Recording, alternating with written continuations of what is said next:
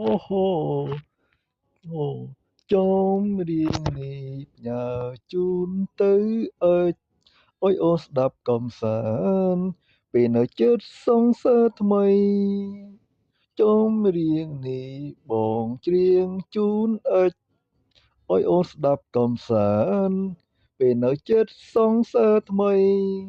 ហើយសិនចំរៀងមុនបងច្រៀងជូនអូនចំរៀងនេះគឺនៅសង្សារស្ងួនសូមចាក់ស្ដាប់ពេលនៅចិត្តវាប្រយ័ត្នតែវាឈឺខ្លាំងសូមអូនឯងបែកគ្នាចំរៀងមុនបងច្រៀងជូនអូនចំរៀងនេះគឺនៅសង្សារស្ងួនសូមចាក់ស្ដាប់ពេលនៅចិត្តវាប្រយ័ត្នតែវាឈឺខ្លាំងសូមអូនឯងបែកគ្នាចម្រៀងទី1បងច្រៀងជូនអូនចម្រៀងទី2បងច្រៀងជូនស្ងួនចម្រៀងទី3សូមអូនបងត្រូវគ្នាចម្រៀងទី1បងធ្វើឲ្យអូនចម្រៀងទី2គឺនៅសង្សារស្ងួនចម្រៀងទី3បងសូមអូនត្រូវគ្នា Yeah